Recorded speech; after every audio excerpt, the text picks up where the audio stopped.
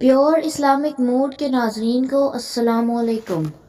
نبی کریم صلی اللہ علیہ وآلہ وسلم ہر رات جب بستر پر آرام فرماتے تو اپنی دونوں ہتھیلیوں کو ملا کر قل هو اللہ احد، قل اعوذ برب الفلق اور قل اعوذ برب الناس تینوں صورتیں مکمل پڑھ کر ان پر پھونکتے اور پھر دونوں ہتھیلیوں کو جہاں تک ممکن ہوتا اپنے جسم پر پھیرتے تھے، پہلے سر اور چہرہ، پھر ہاتھ پھیرتے اور سامنے کے بدن پر۔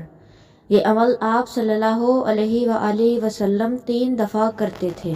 سیدنا ابو ہریرہ رضی اللہ تعالی عنہ سے مروی ہے کہ رسول اللہ صلی اللہ علیہ وآلہ وسلم نے فرمایا، اللہ تعالیٰ مخلوق کو پیدا فرما چکا تو رشتہ داری بول اٹھی۔ رشتہ داری توڑی جانے سے پناہ مانگنے کا یہی موقع نہیں؟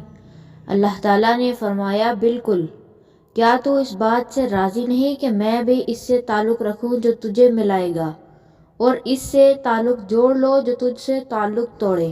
رشتہ داری نے کہا، اے پروردگار، کیوں نہیں؟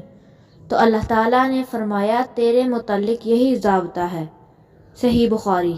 رسول اللہ صلی اللہ علیہ وآلہ وسلم نے فرمایا، کیا میں تمہیں ایک ایسے عمل کی خبر نہ دوں جو تمہارے اعمال میں سب سے بہترین ہے، جو تمہارے بادشاہ کے ہاں پاکیزہ ہے، جو تمہارے درجات کو سب سے زیادہ بلند کرنے والا ہے، جو سونے چاندی کا صدقہ کرنے سے بہتر ہے، جو جہاد میں دشمن کو مارنے یا شہید ہونے سے بہتر ہے؟ عرض کی، ضرور اے اللہ کے رسول۔ فرمایا، وہ عمل اللہ کا ذکر ہے۔ مسند احمد۔ رسول اللہ صلی اللہ علیہ وآلہ وسلم نے فرمایا، قرآن مجید میں ایک ایسی صورت ہے جس کی 30 آیات ہیں، سورہ ملک۔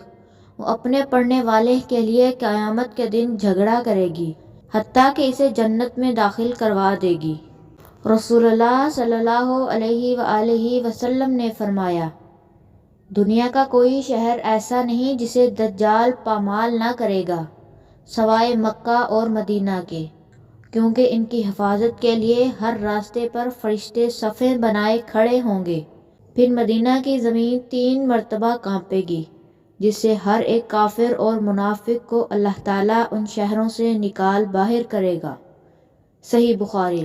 ناظرین، اگر آپ کو حدیث نبوی صلی اللہ علیہ وآلہ وسلم سننا پسند ہے تو ہمارے چینل کو سبسکرائب کریں۔ شکریہ۔